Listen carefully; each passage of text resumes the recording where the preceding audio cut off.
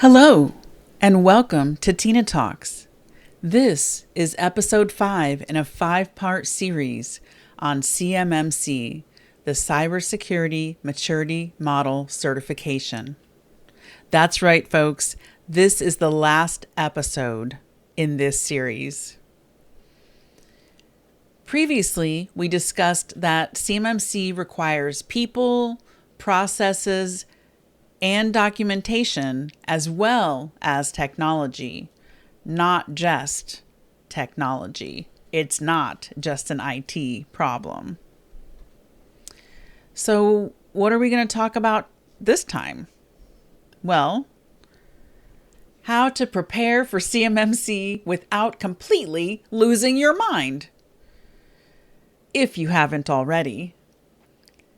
The good news: most companies already have some pieces in place that are required. It is important to know your contracts, know your information, get a gap assessment performed no matter what level you are required to adhere to, and then prioritize what is identified as a weakness or areas that you have to implement.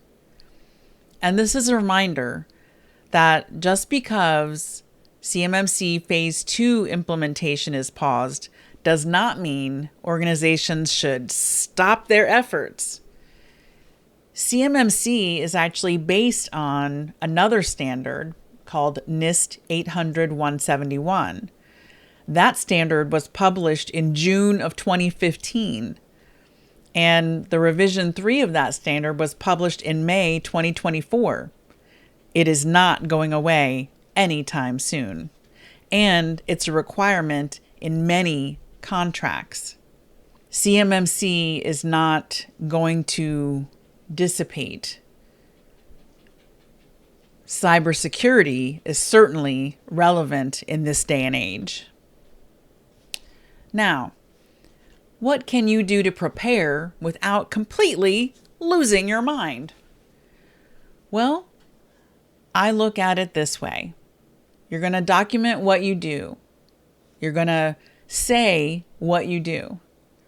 You're going to train how you do it based on what you do. You're going to improve those processes as time goes on.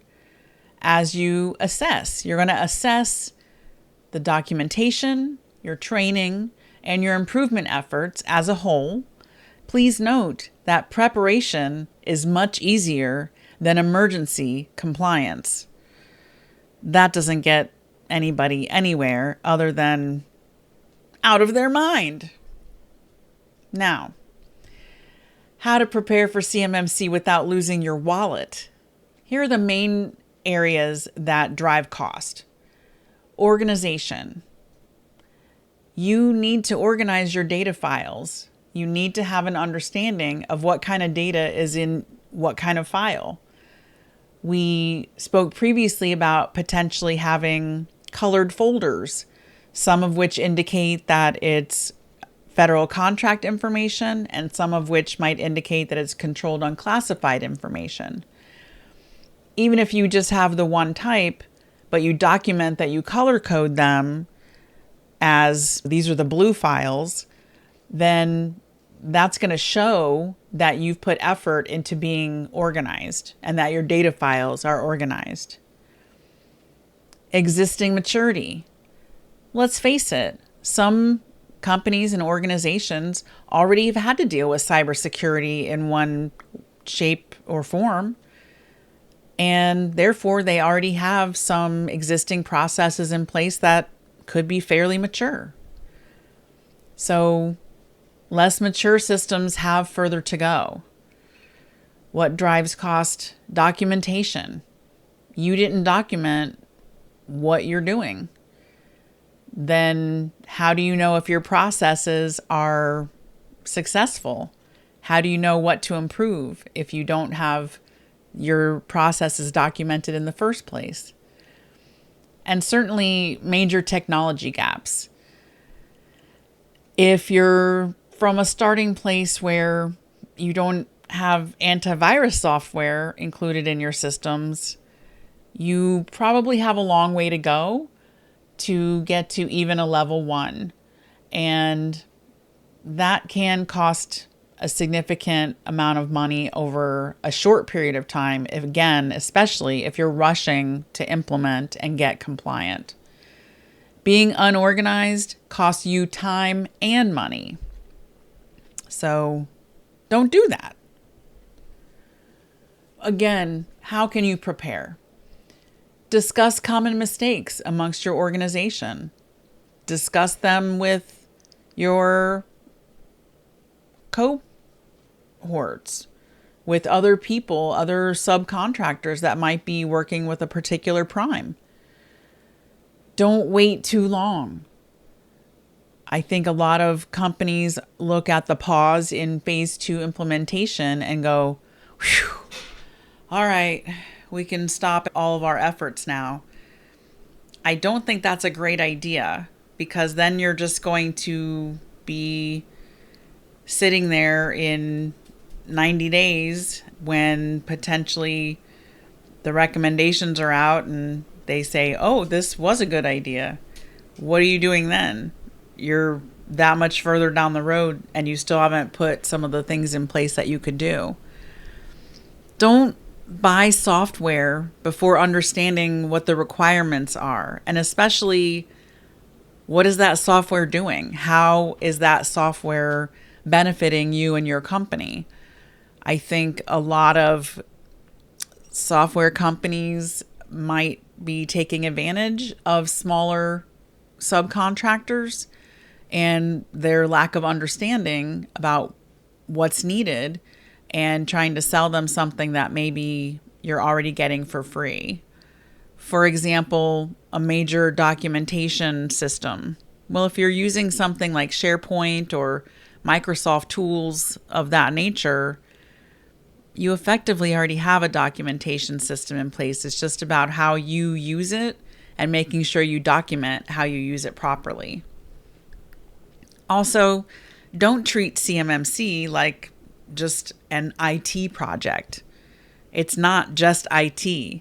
Again, last time we talked about how it's your people, it's your processes, all of those pieces, as well as the technology. So it's not just IT's problem to implement, because they're not the ones that are going to be issuing training company-wide. That's probably going to involve a couple of other people from your organization. Keep in mind, CMMC is proof that your company protects government information appropriately. Don't you want to prove that? Don't wait too long to do it. Now, let's talk about these phases again. So, phase 1, the initial implementation of CMMC, actually began November 10th, 2025, and solicitations will require a level 1 or a level 2 self-assessment, though that's already in place. That requirement already is there and is being flowed down in contracts by some of the primes to subcontractors. Phase 2 was scheduled to begin in November of this year, and that's where some of the solicitations by the DoD would require a level 2 certification. So there's a pause right now on those level 2 certifications, but please note, phase 1 is still active. Only phase 2 is paused. Don't stop your cybersecurity work because phase 2 was suspended. Let's separate what your contracts still require from what certification expenses can reasonably be delayed. Don't just stop everything and delay everything until the government makes a decision, because that can really bite you in the butt in the long run. So I want to tell you a story. What is the fastest improvement that you've ever seen a company make after understanding where they really stood? Honestly, the fastest that I've seen is actually the realization that they already have some of the controls in place because they're using Microsoft tools and because they don't handle CUI.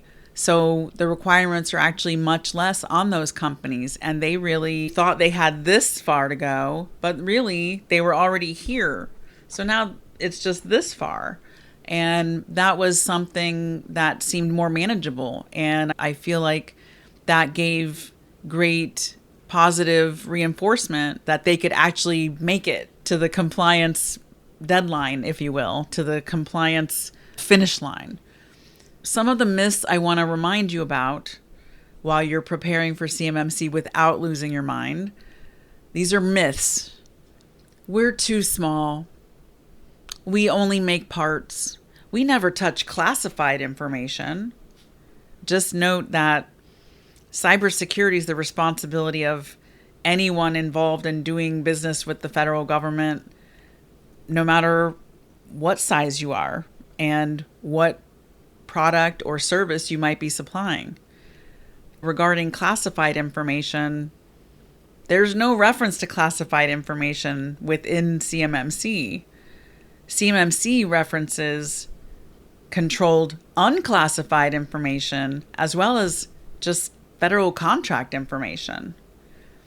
Here's a couple more myths. Our customer handles compliance. You might think that, but check your contract, because I bet that they are flowing that down to you as a sub, and that probably started last November. We've already touched that a myth is this is an IT problem. We have antivirus software, so we're done. That's not accurate. It's more than just an IT issue. And having antivirus software, that's great. You should definitely have that. But it is not the beginning and the end of addressing cybersecurity. One last myth I want to say is that I've been hearing certainly a lot recently is, well, I heard CMMC was suspended, so we don't have to worry about cybersecurity anymore. Doesn't that sound ridiculous? Well, it is. That conclusion is wrong. The certification rollout is being reconsidered. The way it's being rolled out is being reconsidered. The underlying contractual responsibility to protect federal contract information and controlled unclassified information has not simply disappeared. What I want to leave you with is the golden nugget. Preparation beats panic every time. Now, who can you contact for help? My name's Tina Leete, and I'm Cloud 10 Services. We are your compliance specialist. You can reach me at tina@cloud10services.com. I want to state that CMMC certification may be changing, but your obligation to protect government information isn't. This pause is an opportunity to become compliant without paying for a rushed certification effort and not really fully implementing what you need to do. Right now is a great time to get that CMMC readiness assessment or a gap assessment. This is the time to figure out where you are. So let's determine what actually applies to you. Let's fix the underlying weaknesses, and let's avoid spending money on certification activities until the government's revised path is clear. In the meantime, you can take a little bit of action that's going to go a long way in helping you to not panic about implementing CMMC. This concludes our series on CMMC, and I hope that you found it beneficial.